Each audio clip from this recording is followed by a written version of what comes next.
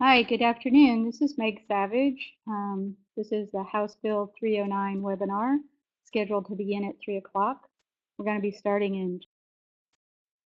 Those of you who are in attendance could just give us a yes in the chat box to let us know that you're hearing our audio. That would be much appreciated.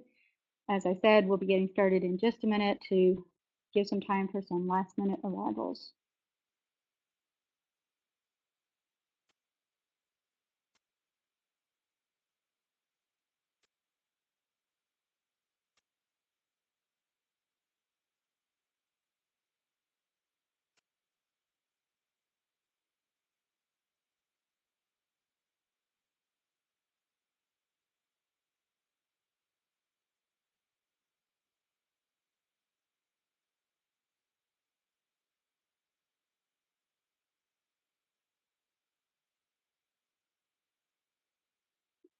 If you are having any problems today, you can give us a call here at KCADV at 502-209-5382, or you can send an email directly to Isela Arras at iarras@kcadv.org.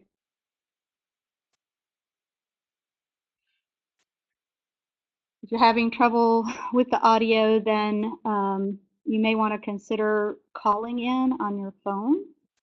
And I think the instructions for that were in the email confirmation that you should have received.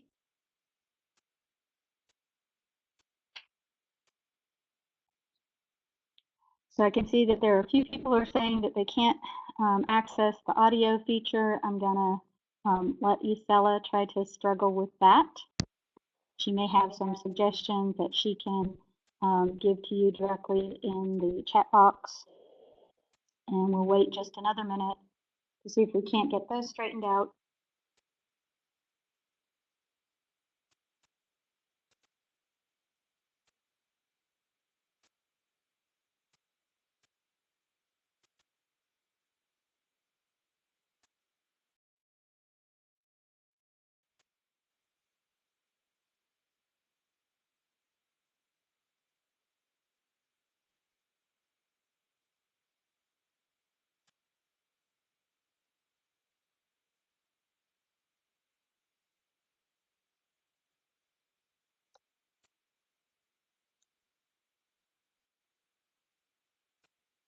All right, once again, just to do a little sound test for those people who might be still dealing with the issue of trying to get the audio up and working.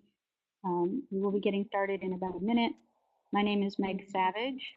I'm legal counsel with the Kentucky Coalition Against Domestic Violence. And in this webinar, for the next couple of hours, we're going to be talking about House Bill 309, which goes into effect at the end of this month, and make some changes to our mandatory reporting of spouse abuse law. We're also going to be talking about the mandatory reporting laws that are still in effect, and a little bit about how to make a safe and effective referral for victims so that they can access services in a safe and meaningful way.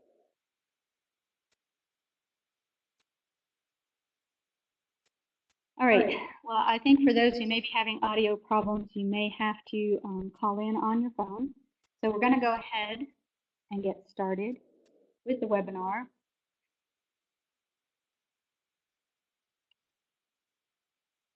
As I had said earlier in the chat box, when we first were beginning to get started today, all participants are going to be on mute. That's just because there's a huge number of people that have signed up for this webinar, so we didn't want to make it confusing for anyone. We have received some questions that people submitted when they registered. We also will probably get questions in the chat box as we go along. So we're going to try to save some time at the end of today's presentation to get to some of those. If we don't worry. All the questions that we see, either through your registrations or here in the chat box today and in the other webinars that we'll be giving, we're going to compile an FAQ. We're going to post it online along with the other information that we're making available in the way of handouts for today's webinar. So you can always check back on that. If there are questions that weren't answered or weren't answered fully to your satisfaction, you can feel free to contact me, Meg Savage. My contact information is at the end of this PowerPoint, and I'd be happy to talk with anybody about any questions that you have about House Bill 309. There will be certificates emailed out to you at the end of the webinar. CEUs are available for those listed professions there.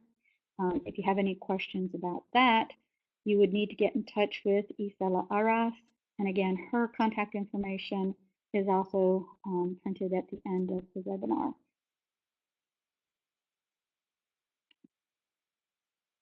So for today's objectives, what we hope is that participants are going to walk away from this webinar with a good understanding of the new mandatory education and referral requirements of House Bill 309. We're also going to be reviewing the existing requirements about mandatory reporting of child abuse and neglect and the mandatory reporting of what we call vulnerable adult abuse, neglect, and exploitation. We hope that we'll be able to give you a little bit of expanded understanding of domestic violence services in the Commonwealth and the resources that are available, and provide some information on how to use screening tools and make referrals so that those can be done in the safest manner possible to reduce risk of harm to the victims that we're hoping to get connected with services. So here's our agenda for the afternoon. First, we're going to start off by looking at House Bill 309, talking about the changes that are coming as of June 29th.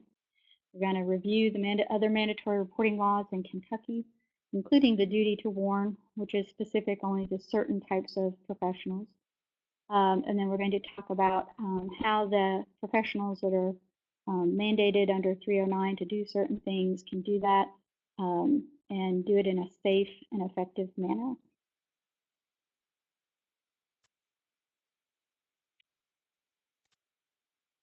We always like to give a big shout out to the bill's sponsors. In this instance, Senator Ralph Alvarado was the legislator who originally filed what we're going to be talking about today. One of the handouts that you have, in addition to today's webinar, is the bill itself. And if you take a peek at that, it's about a 17-page document. And for about the first 5 pages, it talks a lot about protectors of violence. So you might be scratching your head wondering, is this really House Bill 309? What are they talking about? Well, the reason for that is that at the end of the legislative session this year, what was Senate Bill 86 that was sponsored by Senator Alvarado got tacked on to the end of House Bill 309, which was the leasing protections bill that was filed and sponsored by Representative Prunty. And so the two of them worked very hard together to get the bill passed so that both of those laws actually became one bill. They'll both be going into effect at the end of this month. And the list of agencies that you see on this slide are those that actively supported what was Senate Bill 86 and which ultimately became part of House Bill 309, specifically that part that had to do with revising and changing our mandatory reporting of spouse abuse law. So you can see it's a pretty long list of diverse agencies. We did a lot of reaching out to various stakeholders. And one reason I like to point this out is not only to give them a big thank you for the support that they showed for our efforts, but also to show that this really was a collaborative approach to revising the law. This is not just an initiative of one entity or one agency. And there were quite a few state agencies and also nonprofit entities that gave their support to this bill. So we're hopeful that people will walk away from this webinar feeling assured and reassured that there was a lot of thought that went into House Bill 309 and that people who always have the best interest of victims at heart were very supportive of this legislation. So the mandatory reporting laws that we're going to be talking about today are contained in these various chapters of our statutes. KRS 209A is where what is currently the spousal abuse and neglect laws are housed. And so that is the chapter which has been repealed and revised by House Bill 309. We'll talk about that at length. We're also going to be talking about the law that's found in KRS Chapter 620, which talks about the mandatory reporting of child dependency, abuse, or neglect. Then we'll talk about KRS Chapter 209, which is concerning abuse, neglect, and exploitation of what we refer to as vulnerable adults. And then lastly, we'll be talking about the duty to warn. Again, that only applies to certain professionals. It's housed in KRS Chapter 202A, which refers to adults, and KRS Chapter 645, which refers to juveniles. So again, all of KRS Chapter 209A has been repealed and revised. So we're going to see some really big changes as of June 29th. The duty to report spouse abuse and neglect that exists right now and has existed for quite a long time in the Commonwealth is going to be replaced by a duty to provide educational material and information to victims of domestic violence and dating violence.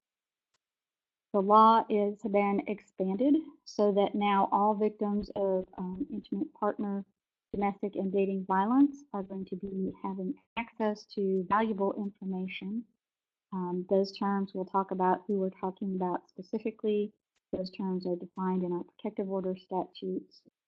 But one of the main impulses behind House Bill 309 was to make sure that material and the information that victims need gets into their hands at an appropriate time, and that all victims get this information and not just those who are experiencing spouse abuse. So what we have right now as of today, and which will be in place until the end of the month, is what's called a universal duty to report spouse abuse and neglect. And so this applies to everybody in the Commonwealth, regardless of what their profession may or may not be. There are no exceptions to this law. And if you weren't aware that you had an obligation to report spouse abuse and neglect, don't feel too bad. We've found out over the course of years, we knew anecdotally, and more recently, since we've been working on this legislation and done it pass, it became quite obvious that there were quite a few people, especially professionals, who weren't aware that they had a duty to report spouse abuse and neglect. So under that chapter, under section 030, the law states that any person having reasonable cause to suspect that an adult has abuse or neglect shall report to the Cabinet for Health and Family Services. It's a little bit counterintuitive, but the definition of adult under KRS 209A.020 is a person, regardless of age, who is a victim of abuse or neglect by a spouse. So this chapter was specifically targeting spouse abuse as opposed to broader partner abuse or anything involving boyfriend, girlfriend, etc. Many people might be surprised to find out that failure to report when they should be making a report is a Class B misdemeanor, so it's actually a crime. But I think you can take comfort in the fact that people have not been prosecuted for failing to report, even though we know that a good number of professionals never knew they had this obligation. For those professionals who did know that they had this obligation, it has proved to be a very problematic law, and we'll talk about that a little bit more in a moment. So why the change in House Bill 309? What was the purpose of Chapter 209A originally? And as it stands right now until it changes at the end of the month, the purpose was to identify victims of domestic violence, which was inflicted by a spouse, and provide protection for those who chose to access services. So we wanted to broaden that, and we wanted to do more than this concept of providing protection. because in a way that is a little bit of a misnomer. It is sometimes very hard to actually protect somebody from abuse. What we can attempt to do is to reduce the risk of harm, give them options and choices, and then let them decide what's going to be their best course of action to try to keep themselves safe. So our new purpose for the repealed and revised Chapter 209A will be to identify victims of domestic violence and dating violence, to link those victims to services, and provide protective or therapeutic services to those who choose to accept them. So I wanted to talk a little bit about the philosophy behind why we made this change in the law. And again, it wasn't a knee-jerk reaction to anything. It was a long time coming.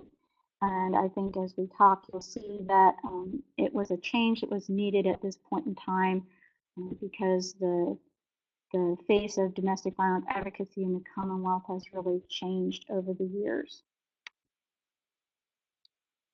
So that was one of the prime motivating factors for asking Senator Alvarado to sponsor this piece of legislation going back to the late 1970s when the first mandatory reporting laws were put into place. The Cabinet for Health and Family Services was really the protective service provider for both children and adults at that time.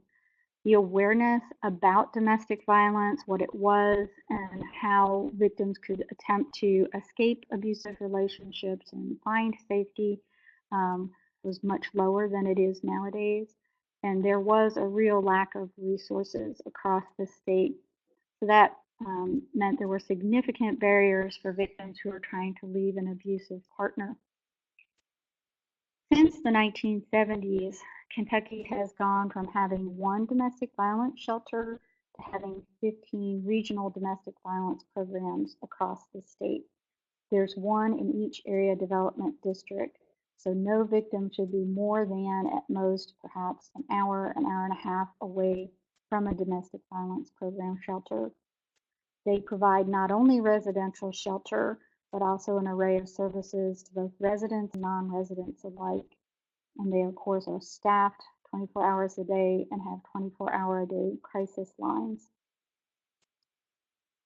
In fact, by statute now, the KCADV regional domestic violence programs are now designated as the primary domestic violence service providers in each ad.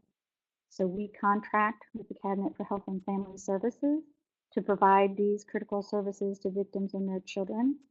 And then we subcontract with each one of our member programs to provide those services in a particular ad. And every day of the week, victims are being referred to our services, not only by APS workers, but by law enforcement, mental health care professionals, hospitals, doctors, a wide variety of professionals. So nowadays, when we talk about victims receiving protective services and other types of services, really those are coming from our domestic violence programs as opposed to adult protective services. Another reason behind this change in KRS 209A is that we wanted to try to empower victims and encourage disclosure of abuse. Because obviously, if someone is too afraid to make a disclosure, they're not going to get the services that they're probably going to need in order to successfully leave that abusive relationship. So we have had some research done very recently that showed that 35 to 50% of victims who were surveyed would be less likely to disclose abuse to a provider if they knew it had to be reported to the Cabinet for Health and Family Services. It may be an unfortunate backlash against the very important and good work that the Cabinet does, but many victims are very leery about having contact with the Cabinet in any way, shape, or form, primarily because of the impact it may have on them and their children. And so it stands to reason that when you tell somebody, hey, if you make a disclosure of abuse, I'm going to have to report this to the cabinet, that they may be less likely to want to know about what's going on in the home. And of course, in this situation, we're only talking about spouse abuse because at the moment, that's the only thing that's mandated to be reported, is if it's involving two people who are married. Now, Kentucky is the only state to have this universal reporting law that requires reporting of domestic violence even against the victim's wishes. So here in Kentucky, we often get sort of a surprised and dismayed reaction from our colleagues in other states when they learn that everybody in the state has the obligation to report spouse abuse. I think that's kind of odd, and they often have a lot of concerns about how that may have very negative impacts on victims who might need services but then aren't willing to seek services, or the backlash when the victim doesn't want a report to be made, but it has to be made by a professional that they're working with, even against the victim's wishes. And we do know anecdotally that mandated reporting of abuse when the victim is still with the abuser can increase risk of harm for the victim. So it stands to reason that sometimes victims approach a professional, especially in a very confidential manner. They want some help. They make a disclosure, and if it's spouse abuse, the professional has to report it. And then the victim is left in the situation of having to return to the home. The abuser may find out that this disclosure has been made, because now Adult Protective Services has to try to get in contact with the victim. And we know anecdotally that there have been cases where the victims experience retaliation from the abusive partner because they, quote unquote, told somebody what was going on outside the house. And the flip side of that is that the same researcher did a survey of mental health care professionals and found that many therapists stated that having to make that report of spouse abuse to the cabinet made their clients fearful of risk of further harm. But the way our law is written, they have to do it anyway, regardless of what the client wants. And that, of course, is typically going to have a very chilling effect on that therapeutic relationship, on any sort of trust that's been built up between the therapist and the patient. And I know from our domestic violence program's point of view that they are always going to have to tell people right up front, hey, if you give us identifying information and then make disclosures of abuse, we're going to have to report that to the cabinet. And so again, when someone's calling on a crisis line, it takes a lot of courage to make that phone call and then to be told right up front, hey, we may have to report this to the cabinet. That can really have a chilling effect on the person's willingness to really continue to seek services, to seek help. And again, most therapists across the Commonwealth are probably pretty aware of what the services are available in their community, including where and how to access the domestic violence program or the rape crisis center. So they're making those referrals already that the new KRS 209A is going to call upon them to continue to make. The last leg of sort of the philosophy behind why we felt that Senate Bill 86, which became House Bill 309, was needed, was we had the same researcher look at data from the Cabinet for Health and Family Services. They were looking at data from the year 2012, and it was quite obvious that the majority of mandated reports that were made were not resulting in victims being linked to services. So in that year, approximately 40,000 reports were received. And it's always of interest to us to note that the huge majority of those reports were coming from law enforcement and from our own domestic violence programs. So even though we were already working with somebody, we were still mandated reporters, just like anyone else. So our programs generated quite a few reports of spouse abuse. Of those 40,000 reports, approximately 50% were not investigated in any way because APS could not locate or contact the victim. And this stands to reason because the reporter doesn't always have good contact information for the victim, and victims are often in a state of transition. They may be changing addresses, they may be moving. Many people nowadays, if not most, have a cell phone, and so if they're getting a phone call from a number that they don't recognize, they're less likely to pick it up. And so it's not anything to say that APS is at fault, but they just simply didn't have good information in order to contact these alleged victims. And so looking at numbers, that's about 20,000 people approximately who never had any contact after the report was made. Of the 50% who were contacted by APS, approximately half did not wish to receive any services. And again, I think that this is reasonable when you think about it. If something happens, a disclosure is made, a mandated report is made to the cabinet, and then however long later, a few days or a week or whatever, individual does get that phone call or a letter.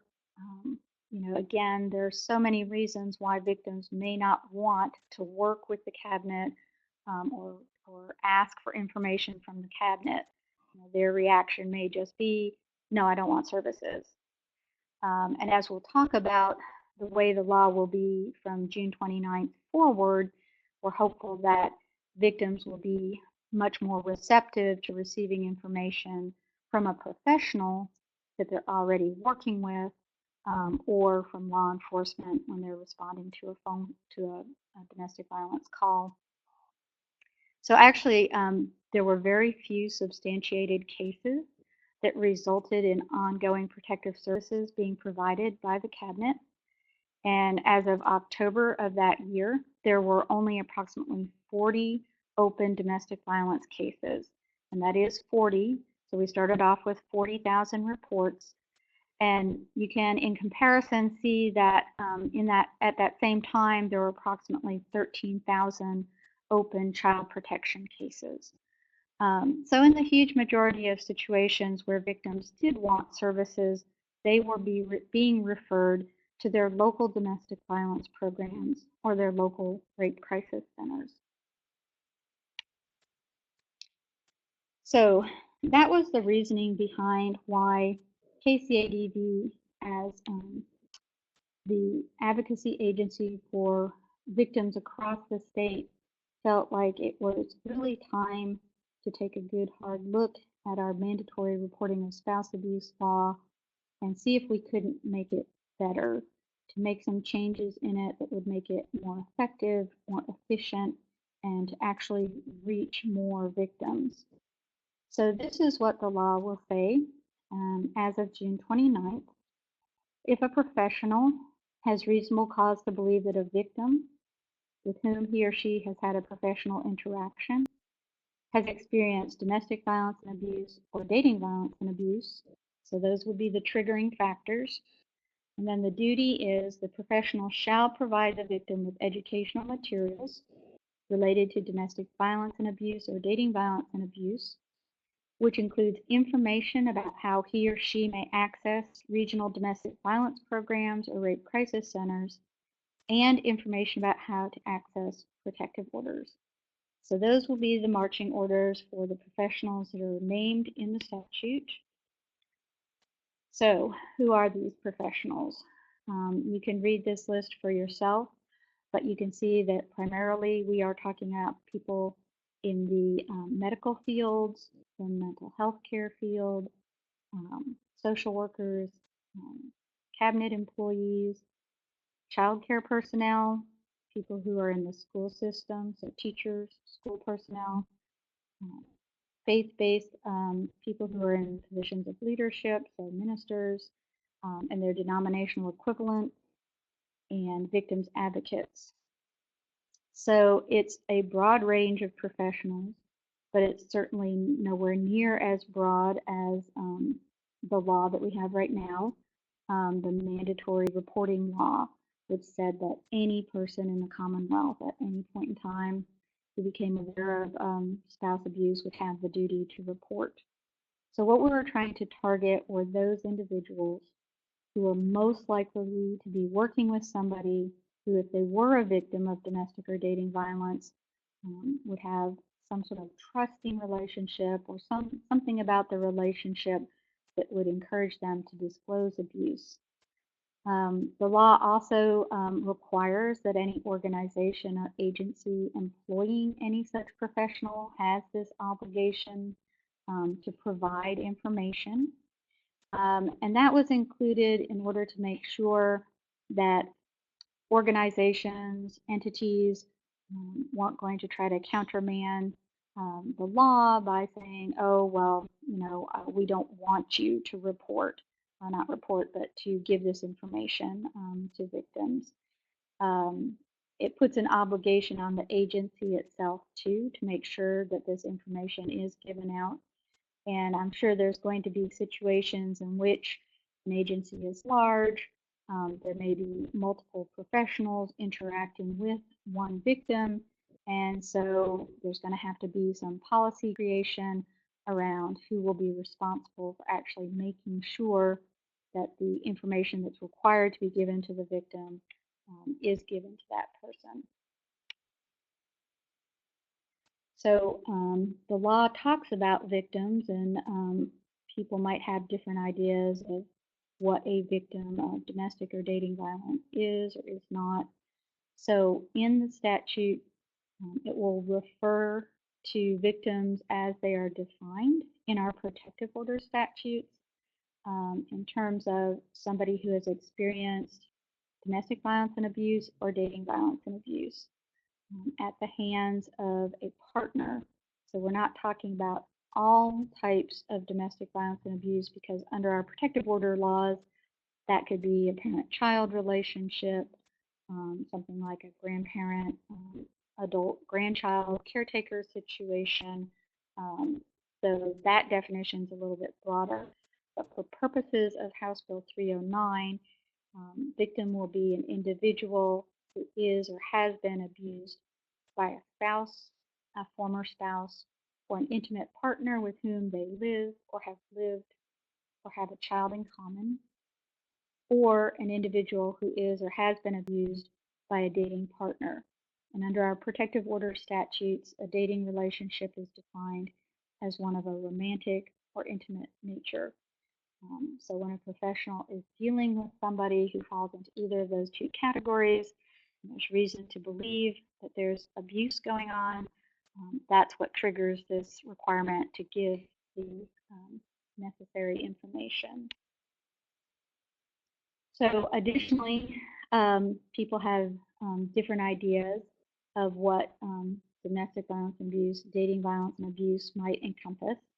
And of course, it can be a very broad spectrum of many different tactics that the abuser might use in order to keep control over their victim. But for purposes of House Bill 309, we're again referring to our protective order statute definitions of domestic violence and abuse or dating violence and abuse. And so for that purpose, we're talking about a person having suffered a physical injury, a serious physical injury, stalking, sexual abuse, or assault, or it could be something that the abusive partner has done that inflicts fear of imminent physical injury, serious physical injury, sexual abuse, or assault on the victim. So there doesn't necessarily have to be a physical altercation or injury of some type. It could be threatening behavior or threatening actions. But as long as the victim has been placed in fear that they were going to be hurt or sexually assaulted, then again, that would trigger this requirement to provide information to that person. So what information needs to be given, and how will professionals access this information? So KCADV is at the moment assembling information for professionals to give to victims. And at the very minimum, we're going to have basically a brochure that will contain the 3 required elements. That is information about domestic and dating violence and abuse, information about how to access regional domestic violence programs and rape crisis centers, and information about how to access a protective order. That's all going to be housed on our website, and there's the website address for you.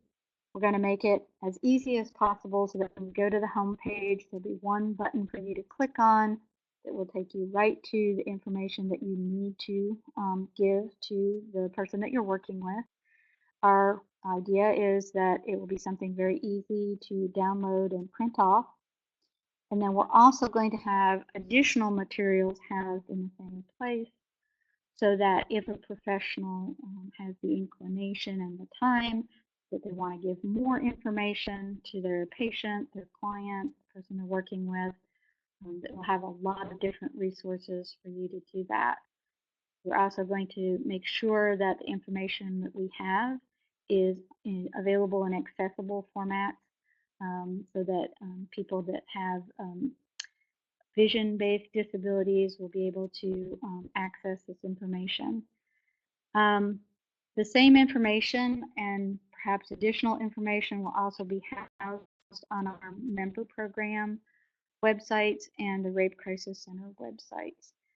And so that may result in something that's a little bit more localized in terms of local resources for victims, et cetera. But at a minimum, any professional will be able to go to our KCAD site and get the information that will satisfy the requirements of the statute.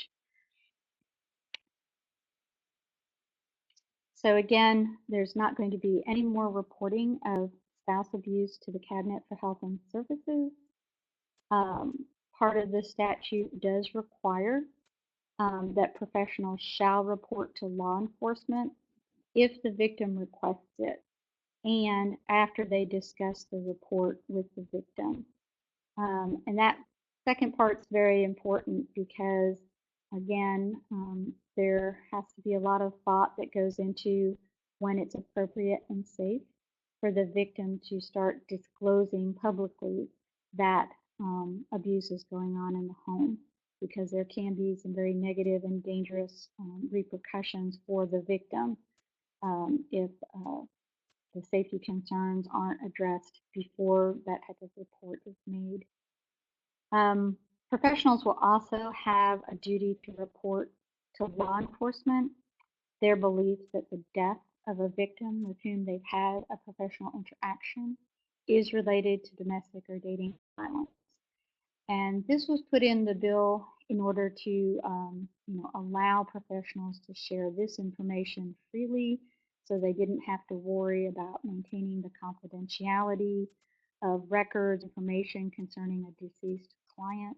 I know that's been a problem for our member programs.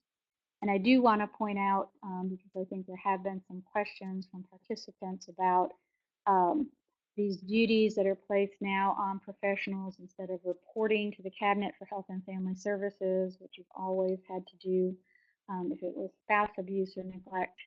Do these new duties get triggered even if the professional comes to having this information about abuse from somebody that they're not really in a professional relationship with? So for an example, somebody might be a professional as listed in that definition of professionals, but maybe they are just talking casually to somebody who reveals that there's domestic or dating violence going on in their life. Does that mean that that professional still has to provide information to that victim? So the answer to that is no. We don't have a definition in the statute of professional interaction. So that may be subject to interpretation by some. I know that some ministers have expressed to us that ministers 24 hours a day, and if somebody talks to them, it's usually in their capacity as a minister. So it may vary from professional to professional how they view what a professional interaction is. But we did put that specifically in the bill to allow professionals not to be on 24/7 if that's not the role that they normally play. Also, it should be kept in mind that as long as you act in good faith and upon reasonable cause in compliance with the new law, then you as the professional should have immunity from civil or criminal liability. However, the flip side of that is that if there is a knowing or wanton violation of this requirement to give information, then that is a Class B misdemeanor. So don't be shocked or alarmed. I said to begin with, everybody across the state has had a duty to report spouse abuse and neglect for quite a long time. A lot of people didn't know they had that duty, and a lot of reports probably were never made. It doesn't mean a lot of people were being prosecuted, but at the same time, we would hope that professionals take this obligation seriously, that they try in good faith to comply with the new law. And the end game here is to try to get information in the hands of victims in a timely manner, in a confidential manner, in a way in which they can then choose when it's safe and appropriate for them to try to access services. And hopefully more victims will be linked with services and get whatever help they think they need in order to get out of abusive situations. All right, so I'm going to switch gears a little bit and talk about law enforcement, because part of House Bill 309 does specifically talk about the duties of law enforcement. They're not included in that definition of professional, but they do have some duties which really aren't very different from the duties that they too have had all along under our existing laws. So under House Bill 309, law enforcement officers will continue to have a duty to use reasonable means to provide assistance to victims when there's a domestic or dating violence situation that they're responding to. And that obligation is found in our protective order statutes. They will continue to have a duty to remain at a location so long as there is danger to the physical safety of the victim. That's been there for a long time. They will continue to have the duty to assist victims to obtain medical treatment, including transportation, and they will continue to have the duty to advise victims of their rights under KRS 421.500. Now that's the Kentucky Crime Victims Bill of Rights, and so that's a long laundry list of rights that many victims of crime have, not just domestic and dating violence. But one of those enumerated is that victims receive information on available protective, emergency, social, and medical services. And so we are working with the Kentucky State Police and the Department of Criminal Justice Training in order to make sure that law enforcement officers can easily access information similar to that as what professionals will be giving out. Most law enforcement officers across the state have been doing this for a long, long time. And when they respond to a domestic violence incident, they are providing information to victims about how they can access their local programs, how they can access a protective order, etc. So this is not going to be anything really new or a big change for law enforcement officers. Just because that we've had some questions in a few of these trainings about, well, what is a law enforcement officer? This definition, which I won't read to you, you can read for yourself, comes right out of the statutes. And I think it's basically any officer that's top certified in the state. I'm certainly not an expert on all the ins and outs of that certification process. But so that you can read that for yourself. So if you are in law enforcement, you probably recognize this definition and you can see whether you fall within any of those categories. To talk a little bit more about law enforcement response to domestic and dating violence, we've had the JC3 form around for a long, long time. That's the form that the law enforcement officer fills out when there is an incident of domestic violence and suspected spouse abuse or child abuse or vulnerable adult abuse. And that form, once it's filled out, goes to the Cabinet for Health and Family Services. Well, as I'm sure you now realize, under House Bill 309, there will no longer be any reporting of spouse abuse to the Cabinet for Health and Family Services, and that includes by police officers. So, but they will continue to use the JC3 for all incidents of domestic or dating violence in order to document information about what happened and any injuries. And they will keep a copy of that JC3 in their own agency records, but they will forward a copy to the Cabinet if there's suspected child dependency, abuse, or neglect, or vulnerable adult abuse, neglect, or exploitation. And we'll talk about those terms a little bit more here in just a bit. But so there's no longer a blanket requirement to report all domestic violence to the Cabinet for Health and Family Services. That used to be contained in our protective order statutes, and it's been taken out by virtue of House Bill 309. And to emphasize this, it states specifically in the bill, and will be in the new law once it goes into effect, that nothing is changing about the mandatory reporting of child dependency, abuse, or neglect, or vulnerable adult abuse, neglect, or exploitation.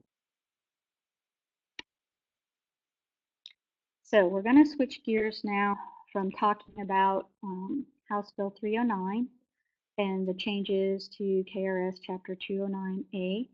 And we're just going to do sort of a little refresher course on our two remaining mandatory reporting laws. And the first of those is the mandatory reporting of child dependency, neglect, and abuse. So that's found in KRS Chapter 620, specifically 620.030, where it says that any person having reasonable cause to believe that a child is dependent, neglected, or abused shall immediately report orally or in writing to either local law enforcement, the Kentucky State Police, the Cabinet for Health and Family Services, or a local prosecutor. So you have those options.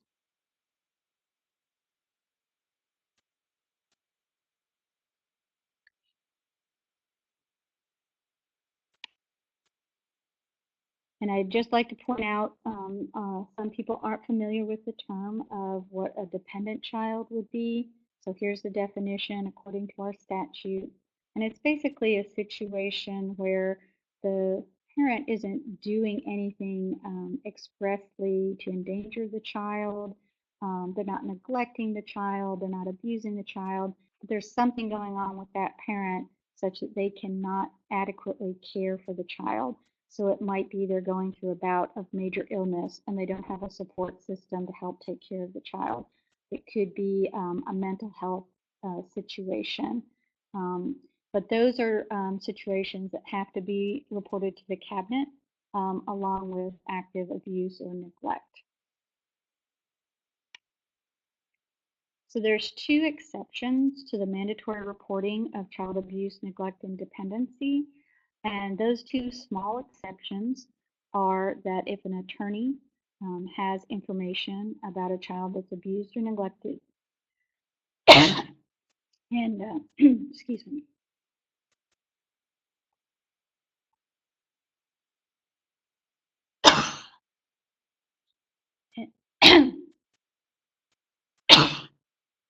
I apologize.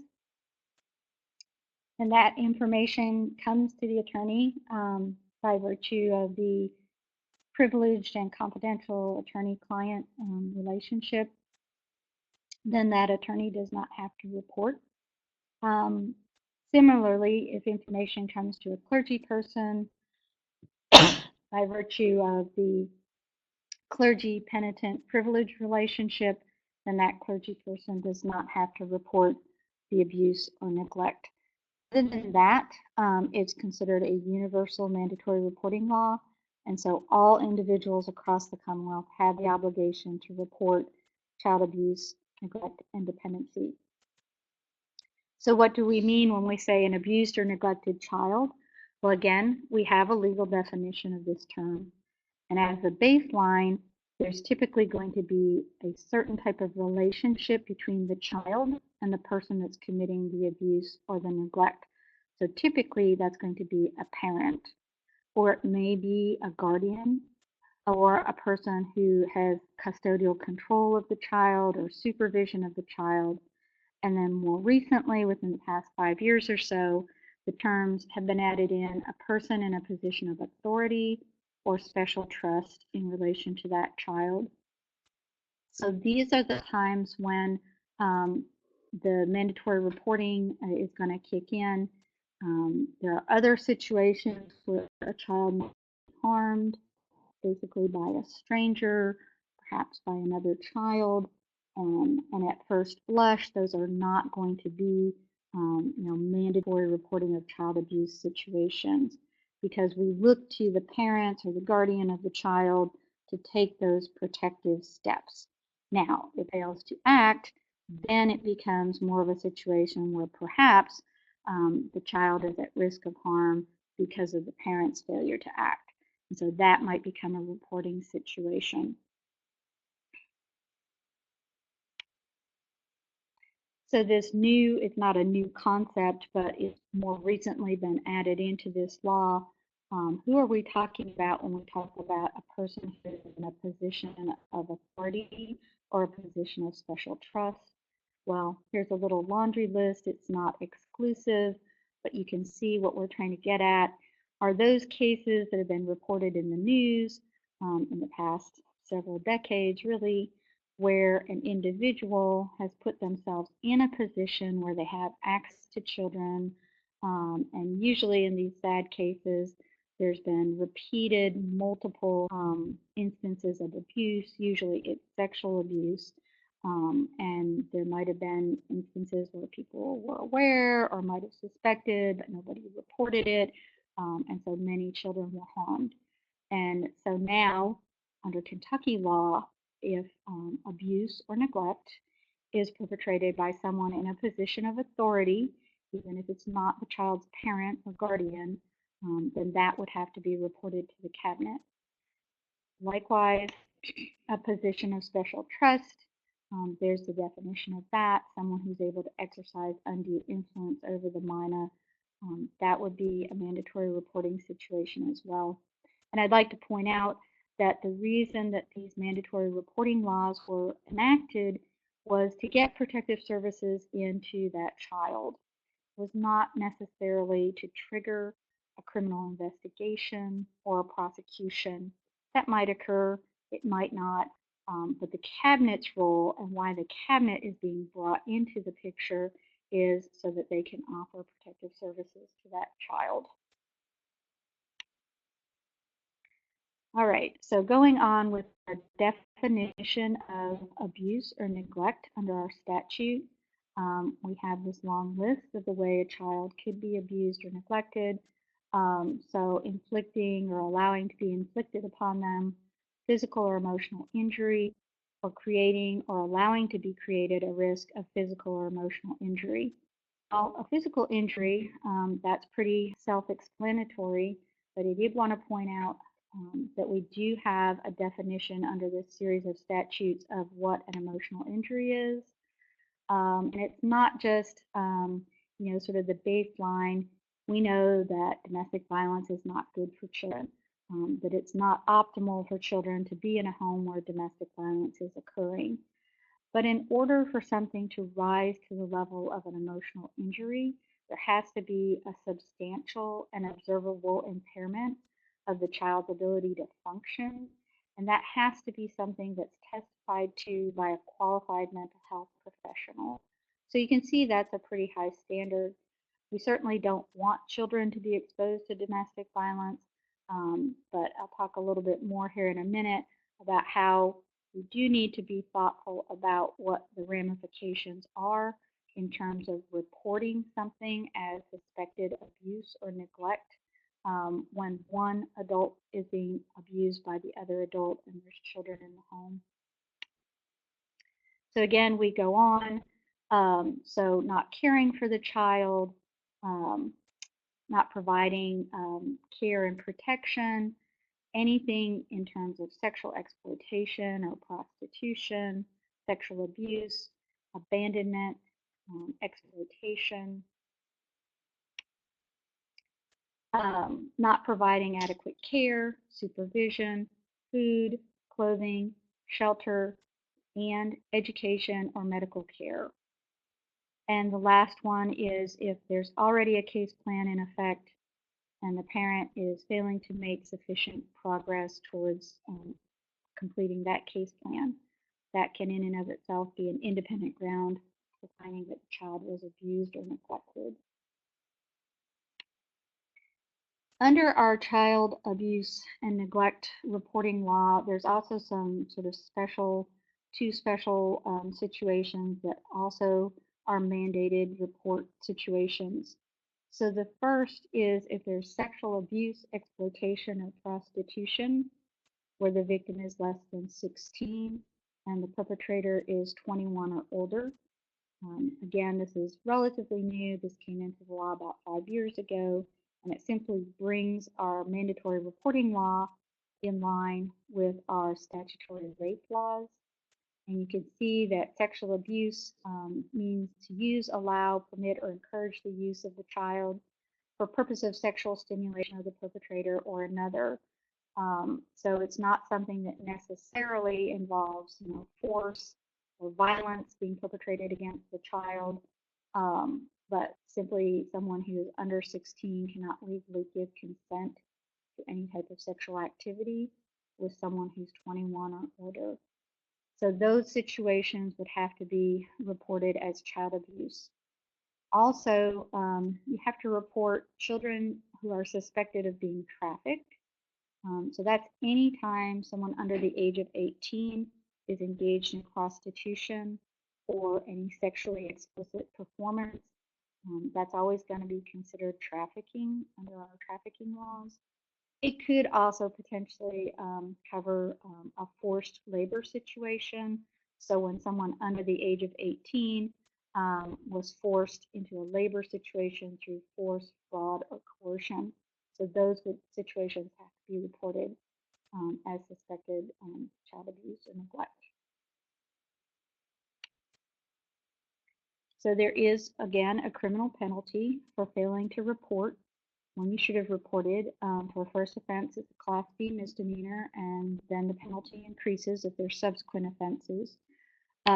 There's one prosecution that I'm aware of because it did go up to the appellate courts, and that was a situation where a teacher in a school became aware that another teacher was sexually abusing a student. The teacher went and spoke to the high school guidance counselor, and they both spoke to the principal, and the principal said he would take care of it, but he did nothing. And so ultimately, the teacher who had perpetrated against one student perpetrated against another student. And when people found that out, they were very unhappy, and the local prosecutor decided to prosecute the teacher who had been informed, the counselor, and the principal, and they were all convicted, and those convictions stood up to appellate review. So the lesson here is that each individual has the obligation to report. There is also part of our child abuse reporting law that states that anyone who's in a supervisory position also has the independent duty to report if an employee comes to that supervisor and says they have reason to believe that a child is abused, neglected, or dependent. So both parties have the duty to report. Obviously, one report can be made if the report's made together. If you're very, very trusting of your boss or very, very trusting of your employee and that person is going to make the report, you just really need to make sure that it was done. Okay, so I did want to talk just briefly about this idea of domestic violence in the home and whether people who are aware of that domestic violence that's occurring between two adults, if they're aware that there's children in their home, does that automatically mean that a report has to be made to the cabinet as suspected child abuse or neglect. I can refer you back to the definitions that we just went over of what is child abuse and neglect. But keep in mind, it's our position that simply because there's domestic violence in the home between the adults, that is not necessarily by itself a sufficient basis for reporting suspected child abuse or neglect. Um, to always have that knee-jerk reaction is going to have some really deleterious and negative effects on the victim of violence. One threat that a lot of abusers make is better not tell anybody what's going on, or the Cabinet for Health and Family Services will come in and take the children away. And that, unfortunately, is what happens over and over again in many situations. Here's just a few risk factors that can be considered when the person who becomes aware of the domestic violence and abuse that's occurring in the home. If they can probe further and find out some more information to sort of make an assessment of how much at risk the children might be, that might help that individual determine, do I need to report this as child abuse and neglect? And so we would just encourage professionals and law enforcement alike to give some critical thought into what is going to best serve the children in that situation. Certainly, if there's increased risk factors present, action probably needs to be taken.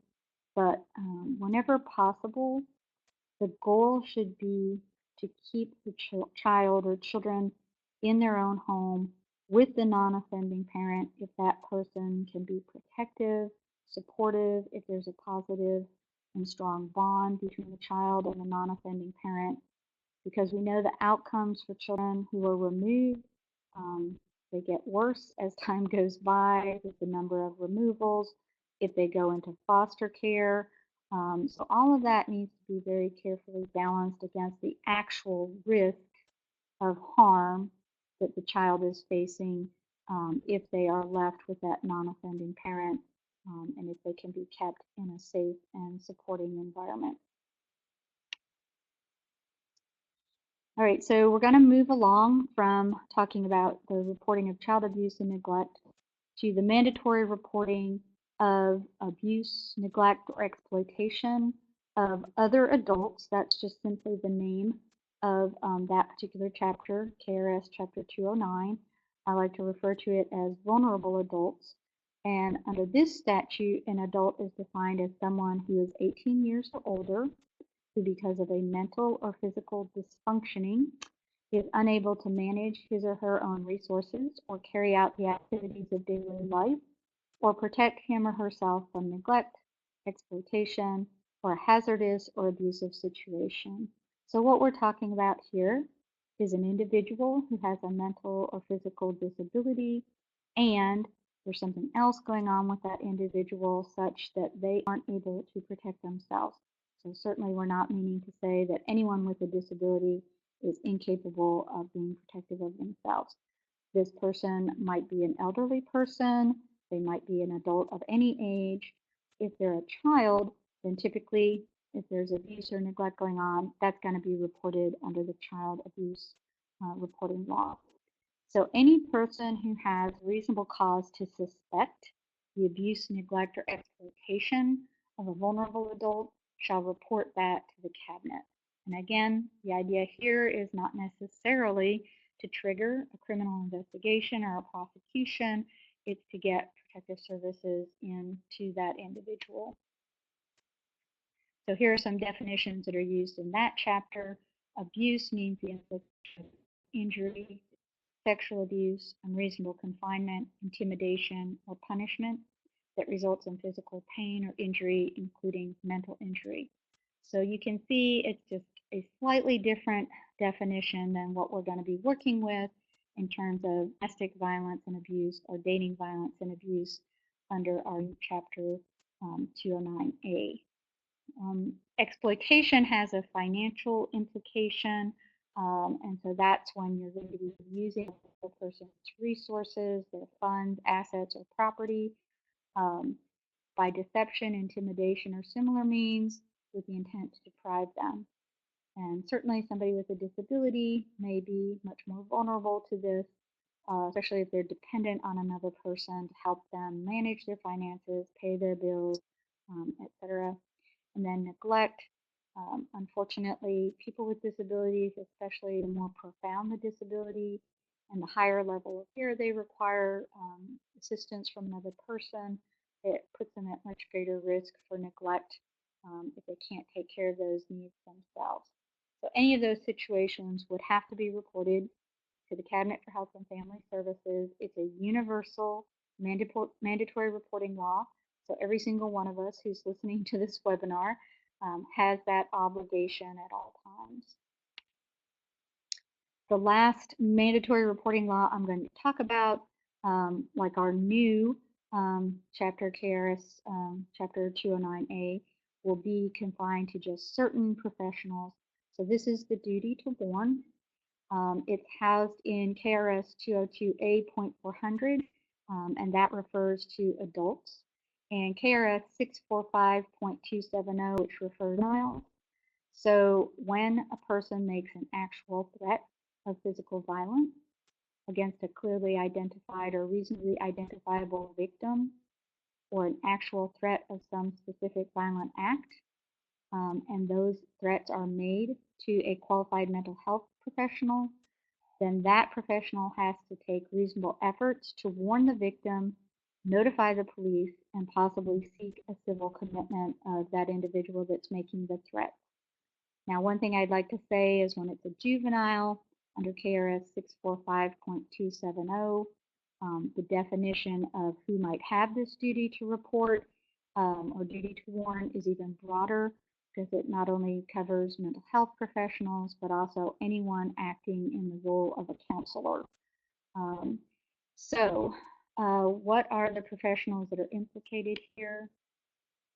You can read this list for yourself. Basically, physicians, psychiatrists, and then a list of mental health care professionals who normally are engaged in the business of providing mental health care treatment to individuals. So here's a few more that are on the list. And this finishes up the list. And we did have some questions last week from some various professionals that provided mental health care services, I guess, as to whether or not they were included. And all I can say is I'm not an expert on the licensure certification of mental health care professionals. And if you still have some questions about whether you are on this list or whether this pertains to you, I would suggest that you check with your licensure board to make that determination. You can always send me an email or give me a call, and I can try to help you out in that regard. Okay, so now I'm going to turn it over to Isela, who's going to talk a little bit about screening and how to make a safe referral.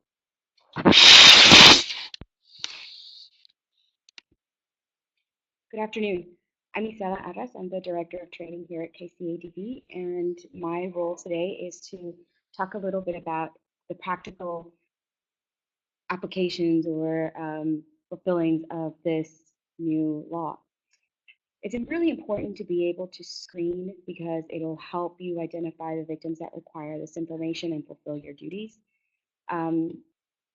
We also want to make sure that we're being as inclusive as possible in identifying the recipients for services appropriately. We want to be able to make sure that we provide safe and effective services to survivors. We want to provide the correct services.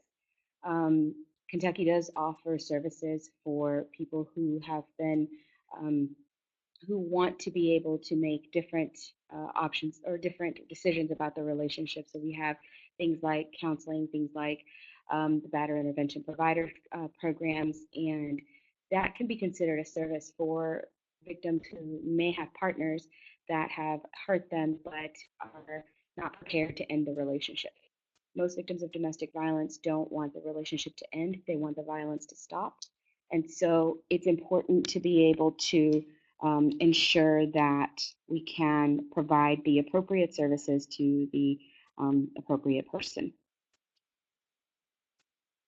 The other thing that happens and why it is very important to screen is because sometimes victims will identify themselves as perpetrators of violence because they have used violence to defend themselves or to respond to a violent partner. And so, again, screening just cannot be overstated in its importance. And I've given you some language that you can use because I know that I function better when I have specific examples of how to be able to frame a question or ask a question that I need to be sure I ask. In reviewing what the responsibilities for professionals are, I wanted just to differentiate it visually for you, the three elements that you'll be responsible to fulfill. So the requirements of the law, the first one is that the professional shall provide the victim with educational materials related to domestic violence and abuse or dating violence and abuse. The way that you can fulfill this is by obtaining those resources from the KCADV website, as you see in the list titled Strategies for Compliance. To fulfill number two, include information about how he or she may access regional domestic violence programs or rape crisis centers. This relates to making an appropriate referral. In addition to getting the information from the KCADV website about what is important to share and about the very specific resources, it's also important to make a very thorough referral. Third, you must provide information about how to access protective orders. The website will also have a copy of our IPO brochure that can be downloaded and shared with victims that you have identified require the services. We are also happy to mail out copies of these if your organization is interested in receiving brochures from us. Please just give us a call and we would be happy to fulfill those orders. You can expect to find the resources on our website. With regard to the accessing, with the second point that you will have to fulfill, accessing regional programs. With regard to making a thorough referral, it's very important to be supportive, to know what your role is when faced with a client's need, to support a decision. It's very hard when faced with someone who is in danger or at risk and be able to make the decisions to let them make their own choices. But it is imperative for their own safety. Victims of domestic violence know their own circumstances and situations better than anyone, and supporting their decisions are the best way we can do our job. Being thorough, making sure that you have the correct information and being able to be prepared to provide that information to your clients. Being active, being able to help make those connections. Is it a phone call that you need to make? Is it an email that you need to send? A text message? How can you create a warm handoff where your client or the person that you've identified as a victim of domestic violence can be transitioned over to the supportive service that you are trying to connect them with? Then follow through and check on the referral quality. Was the referral helpful? Was it complete? Did it happen? Many times you won't be able to know this, but in the opportunities that you have to be able to follow through and see how the referral worked out, that will give you a lot of information to be able to adjust how you make referrals or who you make referrals to, and what you can expect, because one of the pieces of being supportive, thorough, and active is to be able to prepare clients for knowing what they can expect when they reach out to an agency receiving your referral. It's also important to know when things don't go well so that you can reach out to the organization that you made the referral to and ask questions about what would be helpful or what is necessary or why things didn't work out, and be able to make adjustments as necessary or possible. If we do these 4 things, then we can be sure that we have thoroughly complied with being able to make a referral for people to be able to access our regional programs and or rape crisis centers. If people don't use that information, then that is entirely within their realm of decision making, and it is not because a professional didn't comply with their responsibility. This is just a copy of what you can expect our protective order brochure to look like. You can download it currently on our website. We will have additional resources to be able to post maybe around the beginning or the middle of the month. So please feel free to visit us and check out what we have added as we go. And it will be fully functional by the end of the month as well. We've also provided some additional resources, information about help you decide about whether to make a referral of child abuse or not. Resources that will help you identify stalking or teen dating violence, domestic violence, or sexual violence. And should you have any other questions or comments or specific scenarios that you'd like some more information about, you're always welcome to contact us directly via email or phone. We are here to be able to answer some of those questions and help you comply with the new responsibilities, and we are happy to do anything we can in that regard. I will hand, I will leave the site open for another 3 minutes or so that you can give us an evaluation.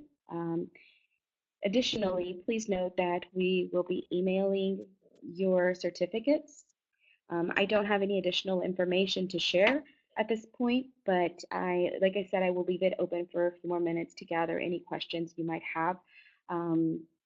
Feel free to follow our links so that you can give us your thoughts about this webinar and also be able to receive your certificate. Thank you so much for your time and attention today. If you know someone who had trouble accessing it, just have them send me an email or just get in contact with us so we can help make this webinar accessible to them as well. Thank you so much for your time, and we hope you have a great Friday evening.